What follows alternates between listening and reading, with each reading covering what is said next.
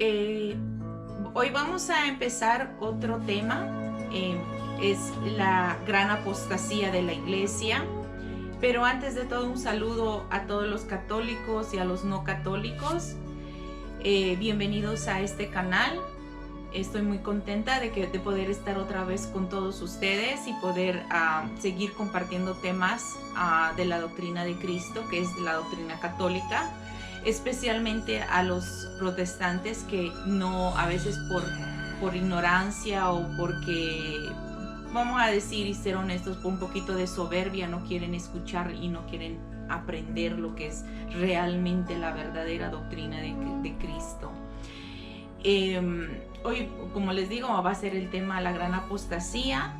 Es un poquito larguito tal vez, o no sé cómo lo verán, pero si van a escuchar, no se aburran, que es muy interesante. Lo pueden escuchar todo y van a aprender muchísimo.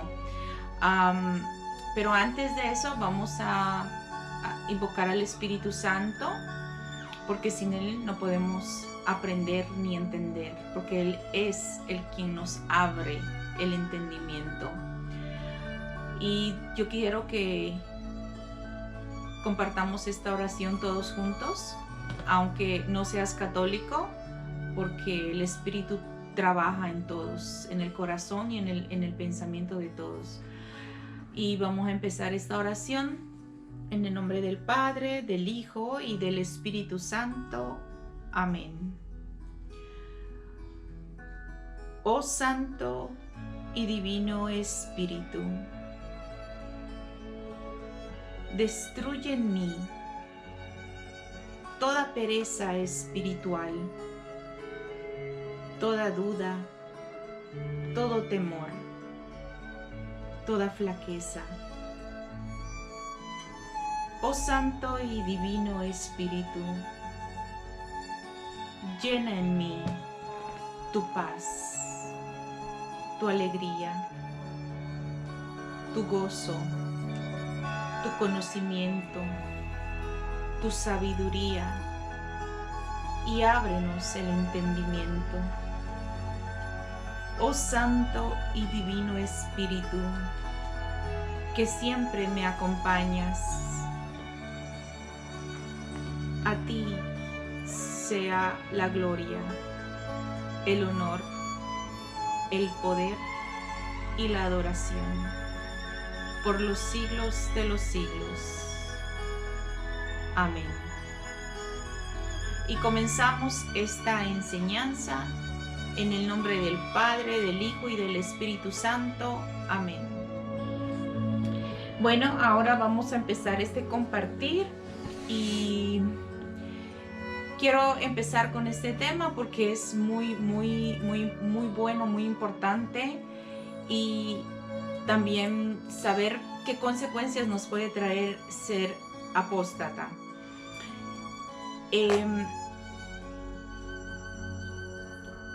Vamos a aclarar algo que es bien importante, que es la apostasía. En primer lugar, la apostasía, muchos creen que es ser católico, pero no es así. Creen que especialmente las dominaciones protestantes piensan que ser católico es ser apóstata, y es un grave error, una herejía, un pecado mortal. Primero, por calumniar a los católicos, y segundo, porque eso no es así, y entonces lo que enseñan es una herejía, una blasfemia contra Dios, contra la doctrina de Cristo. A la apostasía, para que tengamos una idea de lo que significa, es el renegar de la fe, el renegar de la doctrina de Cristo, el renegar de la Iglesia Católica, el renegar de la única iglesia que fundó Jesucristo, que es la Iglesia Católica, y lo podemos constatar allá en Mateo 18, donde dice que Él va a edificar su iglesia y edificó en Pedro. Nosotros no podemos aceptar cualquier cosa que digan los pastores o otras personas. Tenemos que basarnos en lo que Jesús nos viene a enseñar y creerle a Jesús, no ser creyones, sino creyentes, creerle a Jesucristo, no al pastor, no al hermanito separado, no al vecinito, no, hay que creer a Jesucristo, lo que vino a enseñar.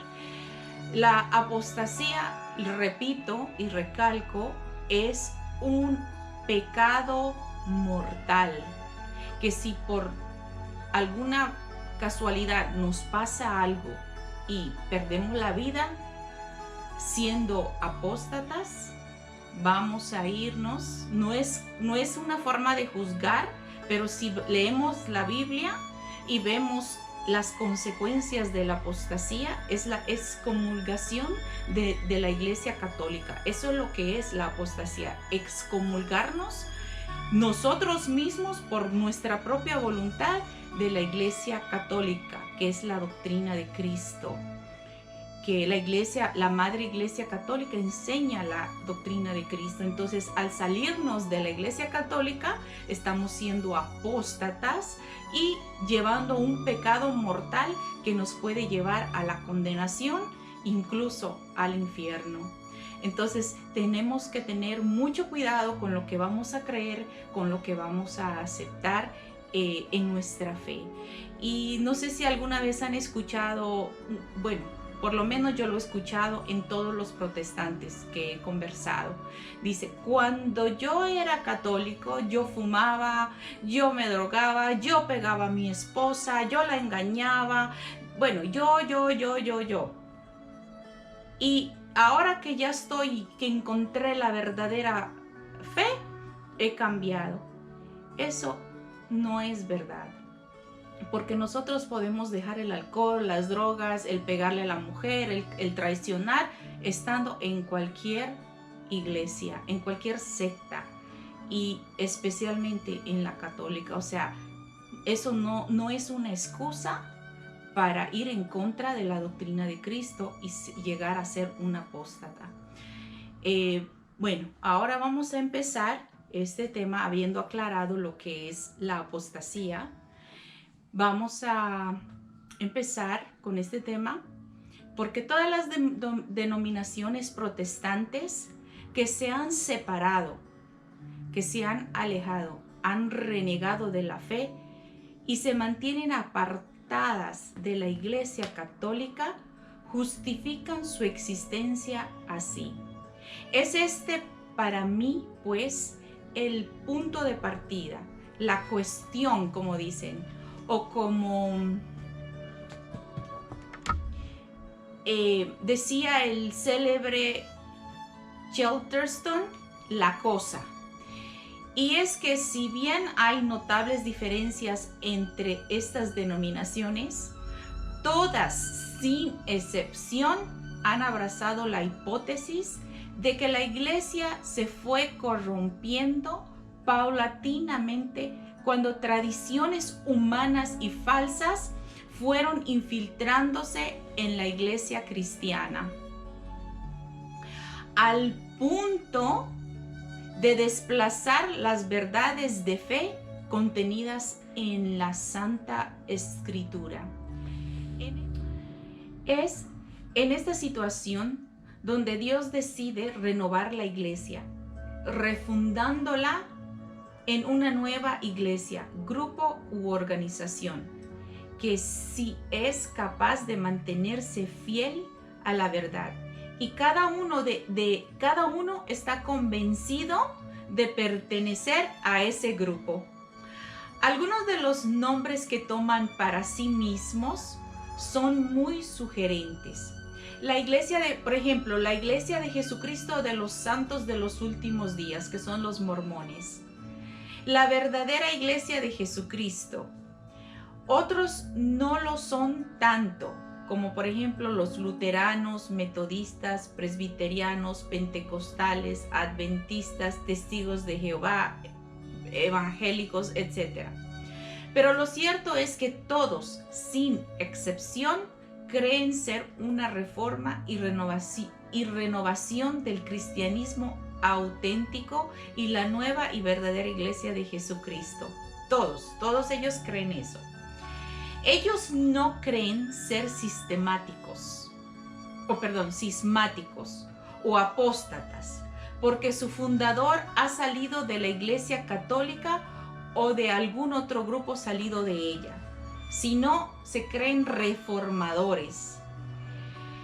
Si salieron de la iglesia es porque creen que se corrompió, y si salieron de otra denominación cristiana es porque creen que ésta también se corrompió. En este contexto, donde se hace necesario una y otra vez refundar la iglesia, se produce un círculo vicioso donde el cisma aparece de manera continua y de manera en las múltiples divisiones que observamos en las denominaciones protestantes de la actualidad o de lo que existe ahora. Pero si la Iglesia Católica no se corrompió, al ser la única fundada realmente por Jesucristo, con una legítima sucesión que se remonta directamente a los apóstoles, no hay una excusa válida para apartarse de la única iglesia que Cristo fundó. Un luterano, por ejemplo, no podría afirmar que su iglesia la fundó Jesucristo, porque el mismo nombre de su denominación le recuerda que la fundó un hombre. ¿Quién? Martín Lutero. En pleno siglo XVI. Ahí es cuando empiezan todas las sectas a aparecer. Después de que Lutero empezó con la luterana. Lo mismo aplica para cualquier otra secta. Aunque no se identifique con el nombre de su fundador, de todas maneras es una secta. Si estudiamos la historia de los presbiterianos, reformados y calvinistas, encontramos su origen en Juan Calvino en el siglo XVI. Si investigamos a los metodistas, encontramos como fundador a John Wesley, siglo XVIII. A los adventistas los fundó William Miller y Ellen White en el siglo XIX. Detrás de los mormones está José Smith en el siglo XIX también. A los testigos de Jehová, Charles Russell en el siglo XIX también. Como vemos, todas estas sectas, fueron fundadas por un hombre, y todos después del siglo XV. Es esta la razón por la que estos grupos acusan en mayor o menor medida a la Iglesia Católica de corrupción. Algunos más, algunos menos, pero igual acusan a la Iglesia para justificar su existencia ante el mundo y su propia conciencia, presentando una excusa para su propia separación, para alejarse de la Iglesia Católica. No se duda en ningún momento que la gran mayoría puedan estar honestamente convencidos de esto. Ellos creen que su fe es verdadera, pero si se discute la validez o veracidad de esta forma de pensar, claro que sí, se discute, porque no es lo mismo estar en la Iglesia Católica, en esa fe de la doctrina de Cristo, que estar en una fe equivocada, aunque crean que están en lo correcto. Es también la razón por la que quiero enseñar y quiero compartir este tema, para que juntos podamos analizar cada una de las objeciones más importantes o más comunes que cada uno de estos grupos hace, y los y los que escuchan este tema o los que están escuchándome podamos juntos reflexionar a la luz de esta evidencia. Si esos reclamos son fundados o no lo son. Vamos a hablar del comienzo de la apostasía.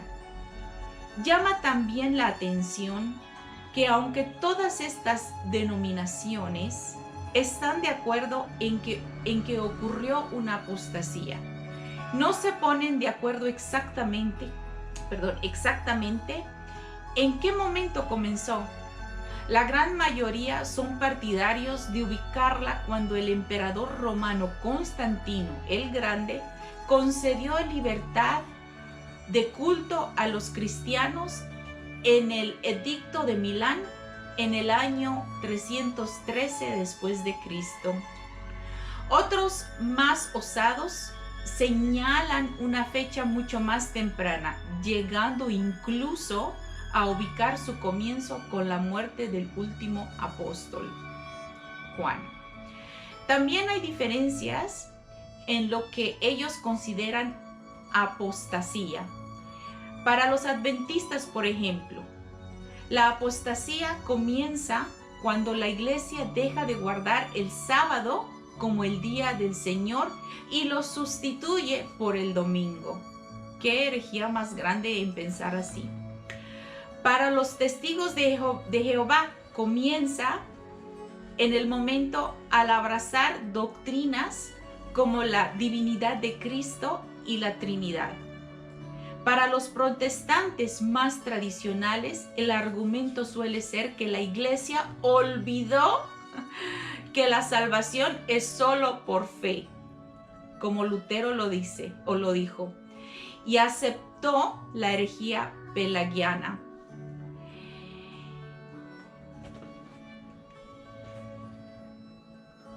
El pelagianismo, vamos a explicar lo que es el pelagianismo,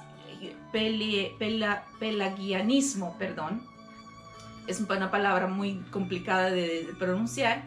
Es una antigua herejía que sostenía la capacidad natural del hombre para conseguir la salvación. Bastaba para ello el uso de la razón y de la libertad sin la intervención sobrenatural de Dios. Negaba al mismo tiempo la sustancia y las consecuencias del pecado original, además de la absoluta necesidad de la gracia para realizar obras sobrenaturales. ¿Qué es el pelagianismo? Vamos a explicar un poquito de lo que es el pelagianismo. Es una antigua herejía que sostenía la capacidad natural del hombre para conseguir la salvación. Bastaba para ello el uso de la razón y de la libertad sin la intervención sobrenatural de Dios. Negaba al mismo tiempo las sustancias y la consecuencia del pecado original, además de la absoluta necesidad de la gracia para realizar obras sobrenaturales. Y así, para cada denominación hay algo que la distingue sustancialmente de las otras sectas, y es la razón por la cual ellos y no los otros son la iglesia supuestamente verdadera.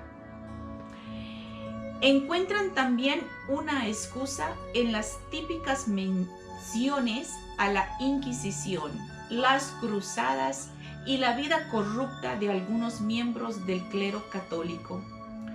Pero aunque esta hipótesis pueda ser fácilmente digerida por personas embedidas de perjuicios y sentimientos anticatólicos, lo importante aquí es estudiar si dicha hipótesis se adecua a la realidad.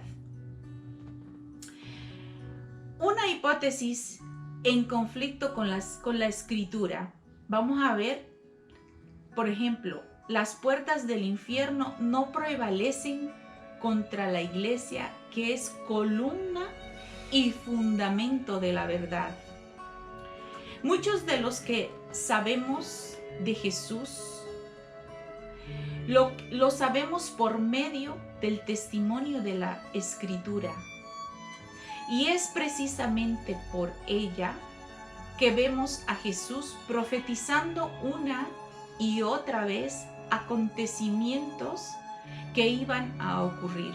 Sin embargo, no se puede encontrar ningún texto en la Escritura que, analizado seriamente, permita inferir ni que Jesús ni que los apóstoles pensaron que la iglesia se corrompía o se corrompiera al punto de deslizarse a una gran apostasía que duraría milenios. Ocurre más bien todo lo contrario. Toda la evidencia bíblica apunta en sentido contrario, tal como veremos a continuación. Mateo 16:18, y dice así: y ahora yo te digo, tú eres Pedro, o sea, piedra, y sobre esta piedra edificaré mi iglesia, singular, una sola iglesia. Continuamos. Los poderes de la muerte jamás la podrán vencer. En el pasaje anterior, Jesús promete que las fuerzas del infierno no podrán prevalecer contra su única iglesia. Porque en el pasaje que leímos en este momento dice mi iglesia, una sola. ¿Qué quiere decir mi? Mía de yo. Está diciendo Jesús, mía. No una, no 100. Una sola iglesia. Y en esa iglesia está dando la promesa que las puertas del Hades, las puertas del infierno, no van a prevalecer en contra de ella, de su única iglesia. Un protestante puede estar de acuerdo con esto, pensando que finalmente las puertas del Hades no prevalecieron porque el fundador de su iglesia la ha reformado y renovado. Pero no tiene mucho sentido interpretar estas palabras de esa manera, pues significaría que el mal prevaleció en la iglesia por más de 16 siglos. En el caso de las sectas más recientes, como Testigos de Jehová, Adventistas, Mormones, durante más de 18 o 19 siglos. O sea, porque esas sectas empezaron no hace mucho. Recordando que la primera secta que empezó fue con Lutero, los luteranos, en el siglo XV. O sea, durante todos esos siglos, supuestamente, si se pensaría eso, lo que piensan los sectarios, el mal estuvo por todos esos siglos. Y cuando vienen a reformar, entonces la iglesia no prevaleció. Eso es una herejía. No tiene ningún sentido de la forma que enseñan o que practican, dejando miles de millones de almas abandonadas. ¿Cómo podría ocurrir esto en la iglesia que la misma Biblia llama columna y fundamento de la verdad? Vamos a leerlo. Eso está en Primera de Timoteo, capítulo 3, versículo 15.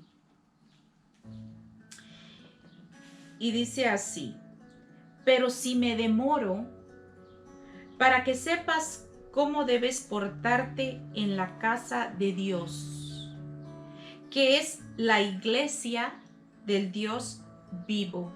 Ustedes ven que Dios tiene una iglesia que es pilar y fundamento, columna y fundamento de la verdad. O sea que sí hay una verdad, y que la iglesia que Cristo fundó en Pedro es columna y fundamento de la verdad. Así que no hay excusa para salirse de la iglesia de Cristo, que es la iglesia católica.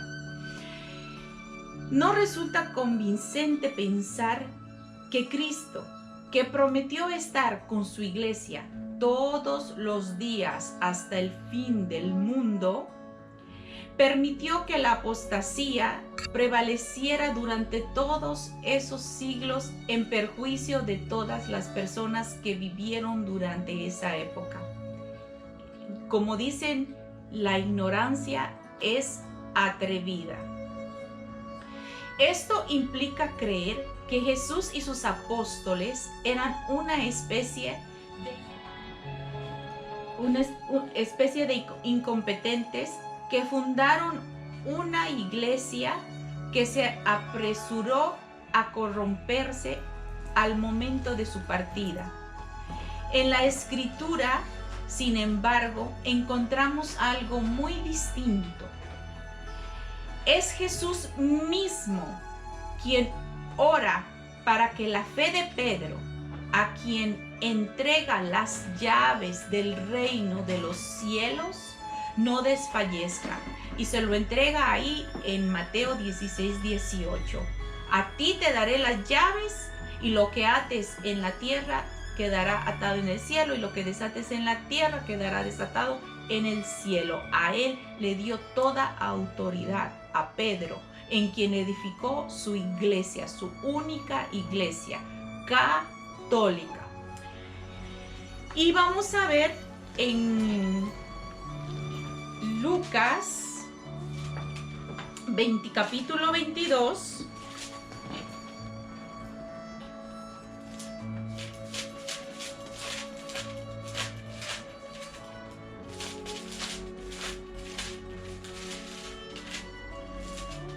Lucas capítulo 22 del 31 al 32.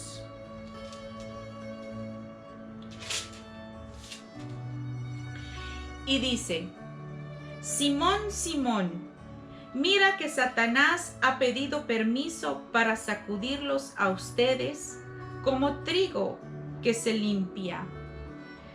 Pero yo he rogado por ti. Ahora yo explico hasta ahí un momentico. Dice: Simón, Simón, mira que Satanás ha solicitado el poder para sacudirlos.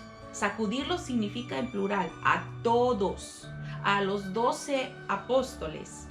Pero escuchen lo que dice la autoridad, el pensamiento de Jesús, la autoridad que le estaba dando a Simón, a Pedro, al que le dio las llaves del reino de los cielos, en el que edificó su única iglesia.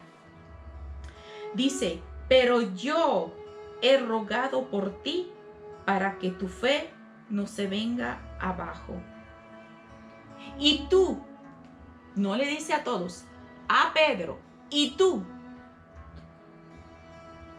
cuando hayas vuelto, ¿se acuerdan cuando lo negó 3 veces y lloró amargamente cuando lo iban a crucificar? Vean el pensamiento de Jesús, ya en futuro. Y tú, cuando hayas vuelto, tendrás que fortalecer a tus hermanos. Vean el pensamiento de Jesús. No es un pensamiento sectario, es un pensamiento católico. Por eso Jesucristo es católico. Y por eso sabemos que la iglesia de Cristo, la verdadera, es la católica. Y quiero ser católica hasta mi muerte, porque creo en Cristo Jesús. Y podemos creer en Cristo Jesús cuando especialmente leemos la Escritura, que nos está confirmando que la iglesia católica es la que Cristo fundó. Es a la iglesia católica a quien Jesús promete que les enviaría el Espíritu Santo para guiarlos a la verdad completa. Oigan eso, Solo a la Iglesia Católica le da esa promesa. Y vamos a ver en las Escrituras, en el Evangelio de Juan, de San Juan, en el capítulo 16, versículo 13.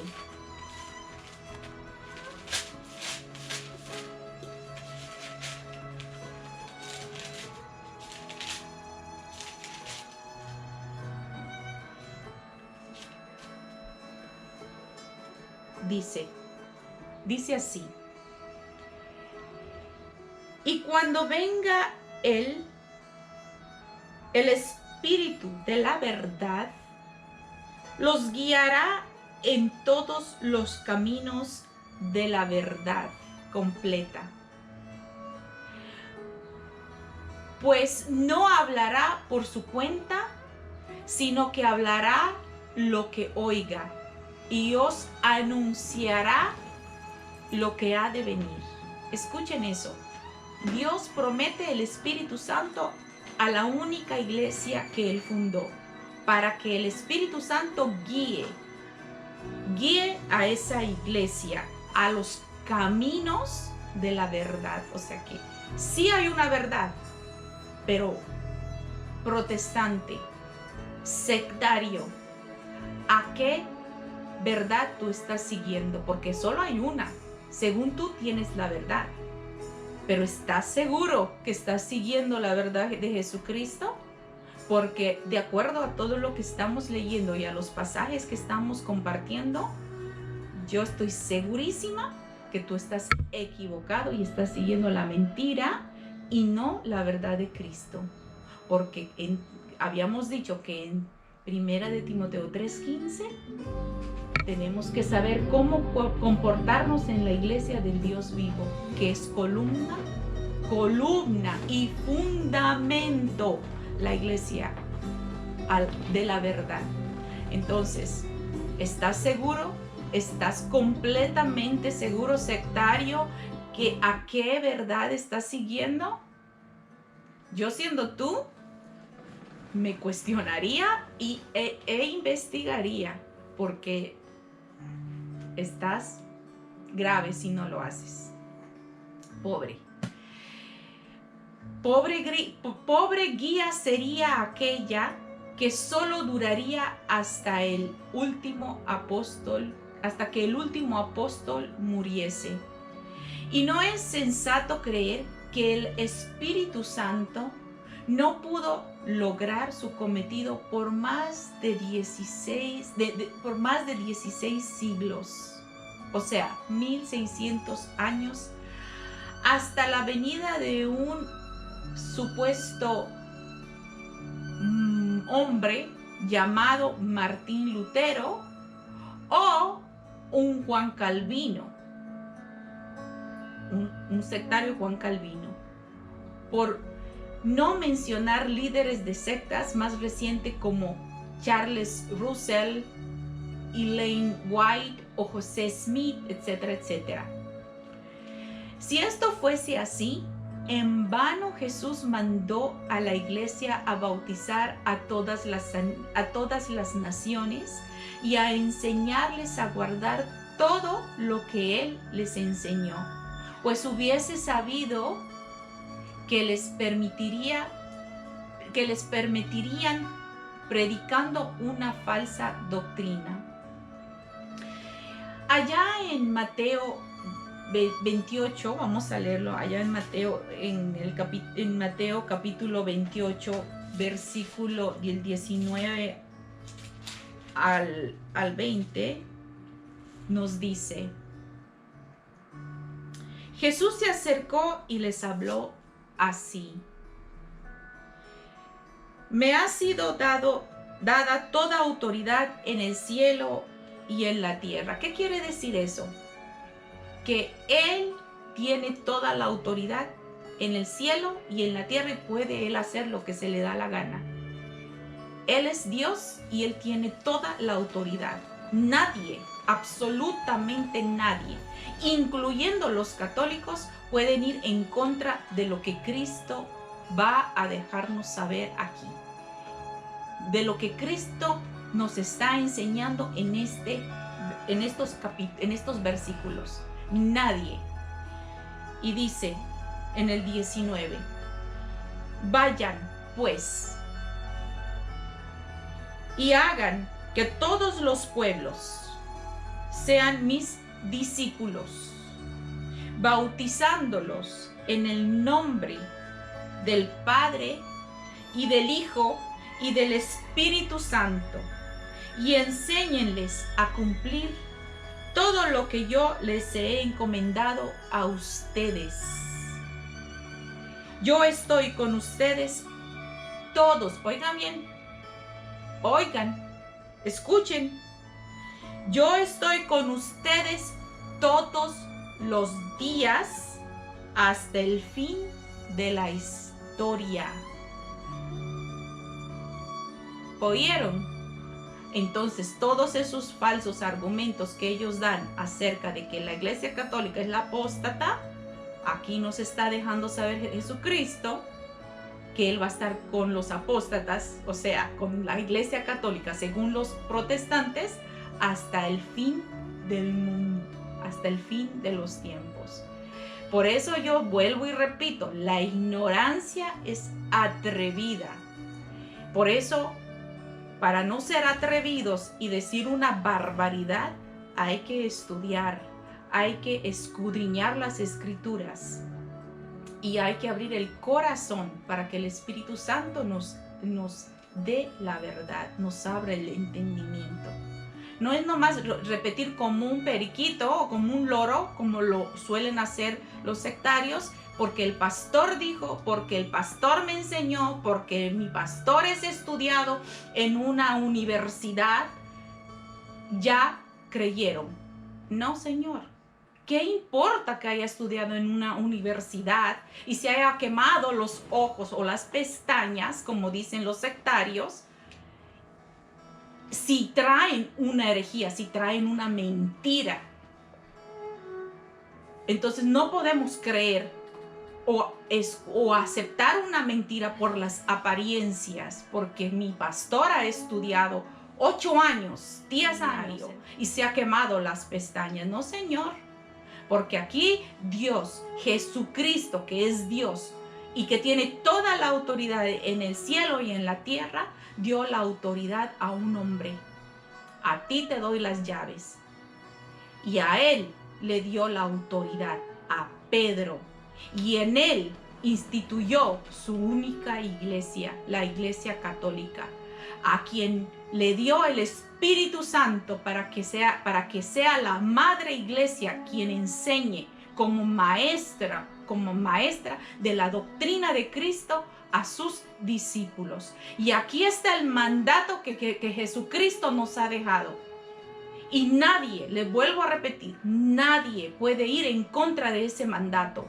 Ni el mormón, ni el evangélico, ni el adventista, ni ninguna otra secta puede ir en contra de este mandato. Y el que lo haga está corrompiendo las Escrituras. Y dice, id pues y haced discípulos a todas las gentes, bautizándolas en el nombre del Padre y del Hijo y del Espíritu Santo, y enseñándoles a guardar todo lo que os he mandado. Y he aquí que yo estoy con vosotros todos los días hasta el fin del mundo. Ahora yo pregunto, sectario, ¿no es Jesucristo católico? Cuestiónate, hazte esta pregunta. ¿Qué quiere decir católico? Universal. ¿Y qué es universal? Aquí te lo voy a responder. Id pues y haced discípulos a todas las gentes, a todas las naciones. ¿Qué quiere decir eso? A todas las naciones. Universal. Ahora yo te pregunto, ¿Jesucristo no fue católico? ¿No fue universal? Su pensamiento analicemos, su pensamiento de Jesucristo no es universal.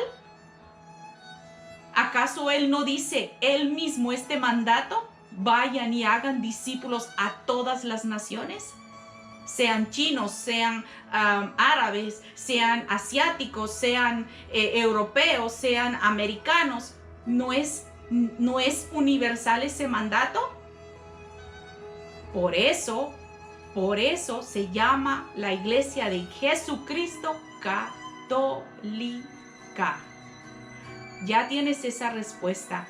Parte por ahí y empieza a investigar y a cuestionar tu doctrina si no estás llevando una doctrina torcida, porque la única doctrina que Cristo vino a enseñar es universal para toda gente, para toda nacionalidad, incluso para buenos y para pecadores, para que te lo sepas, sectario. Vamos a continuar. Es la Iglesia Católica y no otra la que ha llevado el evangelio a todo el mundo. Ninguna denominación protestante puede atribuirse el mismo logro, ya que no puede demostrar su existencia desde los primeros siglos de la historia cristiana. Aquí explico algo. No existieron, óiganlo bien, el católico que quiera irse y salirse de la iglesia católica, no existieron esas iglesias hasta el año 1600 o 1500, para ser más exacta. 15 siglos después aparecieron esas sectas. Por 1500 años se ha llevado la doctrina de Cristo. Ahora vienen falsos profetas, falsos pastores, sin ningún título que ellos se adquieren por sí mismos, y vienen a decir que esa es la iglesia verdadera de Cristo. No seamos ignorantes, no seamos tontos. Investiguemos, averigüemos. No nomás porque nos ha dicho alguien, un pastor, cambiemos nuestra fe, nuestra doctrina. El que se va de la católica es porque es una persona que no ha estudiado, y una persona que no sabe algo se llama ignorancia. Entonces no seremos ignorantes sin ofender a nadie, porque la palabra ignorante no es una ofensa, sino es falta de conocimiento. No seremos faltos de conocimientos y sigamos a otras personas solamente porque nos dicen. No seamos tontos, porque es de vida o muerte. Si no investigamos, podemos perder la vida eterna. Así que no es ningún juego, ni porque me siento bien, ni porque me siento mal, porque por eso se llama sentimiento, siento y miento. ¿Ok? No sigamos las cosas por sentimientos, que porque aquí se baila, porque aquí se canta, porque aquí se pasa bueno. No, Señor. Dios instituyó una iglesia, instituyó una doctrina, aburrida o no aburrida, es la que Cristo instituyó, y se ha venido llevando esa doctrina por más de 2000 años y nada cambia. Es la misma doctrina desde que Cristo dejó y enseñó hasta este siglo y hasta hoy día que estoy hablando, y hasta el día que regrese Cristo por segunda vez, va a ser la misma doctrina. Y no algunos protestantes dicen, es que yo me salí de la iglesia católica porque es aburrida. Porque ahí es monótono, porque ahí lo único que saben es partir el pan. Piensen un poquito. Cristo dejó una doctrina y quiso que sea así. ¿Se acuerdan? ¿Se acuerdan lo que dice en Mateo 28:20? Se los acabo de leer. Dice, toda autoridad se me ha dado en el cielo, en la tierra y en el cielo. Y Él es Jesucristo. Y si Él quiso dejar una doctrina aburrida, hay que seguir a Cristo, así sea aburrida. Así que no hay excusa, porque el quien mandó y este mandato quien dejó es Cristo. Cristo. Jesucristo. En la Biblia queda atestiguado el firme propósito de los apóstoles de que la enseñanza de la iglesia se mantuviera incorrupta de generación tras generación, para lo cual ordenaron adoctrinar hombres fieles para que fueran capaces de instruir a otros. Por eso la Iglesia Católica es celosa de su doctrina de Cristo. Justamente por eso es celosa, porque hay hombres falsos, hombres mentirosos, capaces de torcer las escrituras, como se ha visto desde el 1500 hasta el día de hoy. Todos esos hombres falsos, mentirosos, han torcido las escrituras. Entonces, Dios quiere que haya hombres sensatos, hombres fieles, capaces de instruir a otros.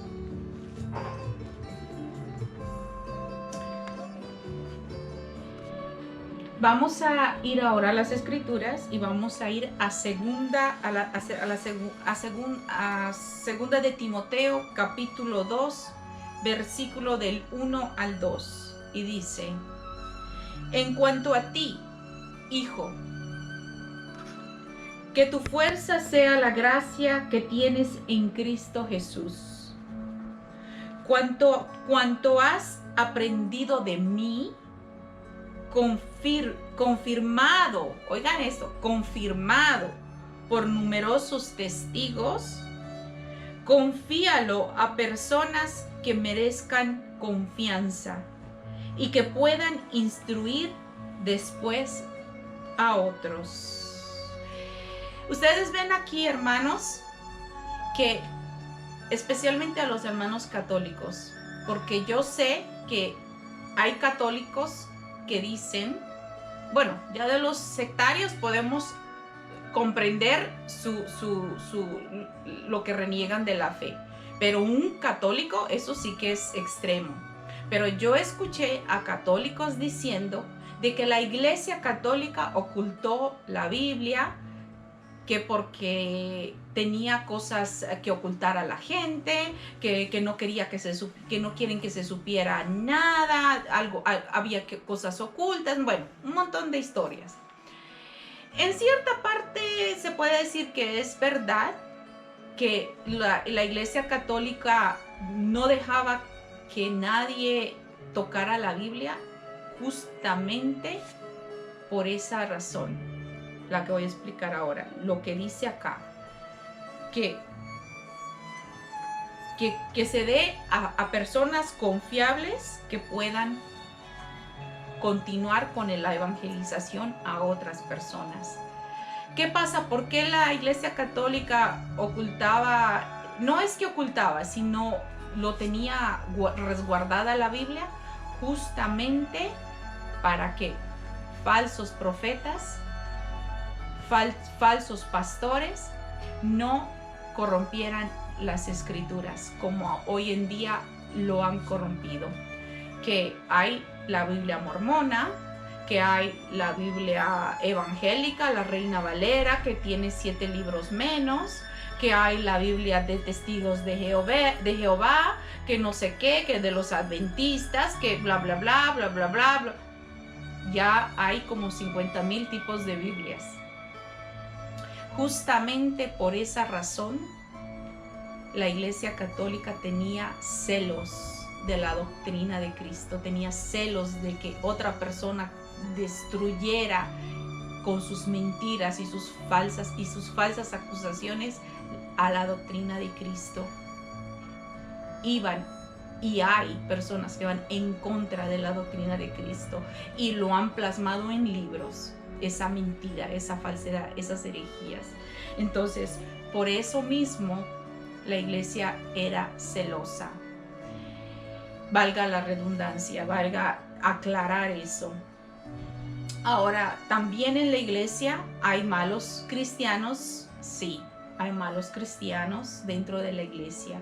Por eso la parábola del trigo y la cizaña. ¿Se acuerdan en las escrituras? Lo vamos a ir viendo ahora. Muchos de los protestantes sectarios que sostienen la hipótesis de la gran apostasía suelen citar en su favor la parábola del trigo y la cizaña, pues allí se anuncia que dentro de la iglesia habrían falsos cristianos. Vamos a ir viendo en las escrituras.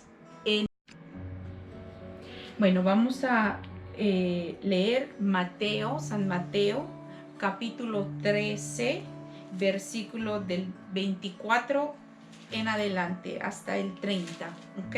Es la parábola del trigo y la cizaña. Y dice así: Jesús les propuso otra parábola. Aquí tienen una figura del reino de los cielos. Un hombre sembró buena semilla en su campo, pero mientras la gente estaba durmiendo, vino su enemigo, sembró malas hierbas en medio del trigo y se fue. Cuando el trigo creció y empezó a echar espigas, apareció también la maleza. Entonces los trabajadores fueron a decirle al patrón: Señor, ¿no sembraste buena semilla en tu campo? ¿De dónde pues viene esa maleza? Respondió el patrón: eso es obra de un enemigo. Los obreros le preguntaron: ¿Quieres que arranquemos la maleza? No, dijo el patrón, pues al quitar la maleza podrían arrancar también el trigo. Déjenlos crecer juntos hasta la hora de la cosecha. Entonces diré a los segadores: corten primero las malas hierbas, hagan fardos y arrójenlos al fuego. Después cosechen el trigo y guárdenlos en mis bodegas. La existencia de falsos cristianos dentro de la iglesia no implica que apostataría y su doctrina se corrompería. Este es precisamente uno de los textos que permite mostrarle a los protestantes su gran error. Sobre todo si se lee la explicación de la parábola de parte del propio Jesús.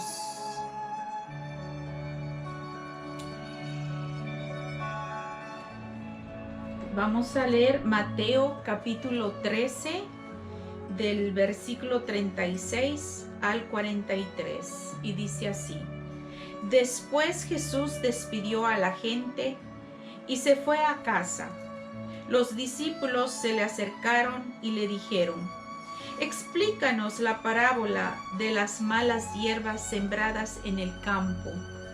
Jesús les dijo: el que siembra la semilla buena es el Hijo del Hombre. El campo es el mundo. La buena semilla es la gente del reino. La maleza es la gente del maligno.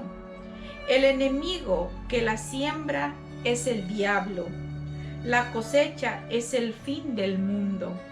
Y los segadores son los ángeles. Vean cómo se recoge la maleza y se quema. Así sucederá al fin del mundo. El Hijo del Hombre enviará a sus ángeles. Estos recogerán de su reino todos los escándalos y también los que obran el mal, y los arrojará en el horno ardiente. Allí no habrá más que llanto y rechinar de dientes. Entonces los justos brillarán como el sol en el reino de su Padre. Quien tenga oídos, que entienda. Obsérvese en primer lugar que Jesús establece como un hecho que el trigo y la cizaña siempre estarán mezclados en la iglesia. Siempre habrá mejores o peores cristianos.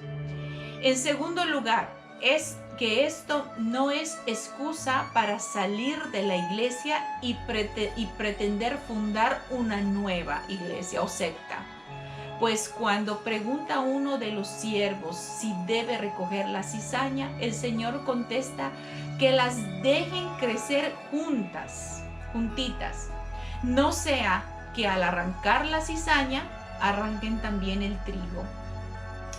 Alguien que puede ser hoy cizaña, el día de mañana puede convertirse y llegar a ser trigo. Ya será en el juicio cuando Jesús separará unos de los otros. Las mismas comunidades protestantes que se dividen pensando fundar una secta sin pecadores, terminan descubriendo que dentro de ellos también hay pecadores, porque todos somos pecadores. No importa si estás en la Iglesia Católica o estás en alguna secta. Todos los sectarios también son pecadores, igual que los católicos cristianos.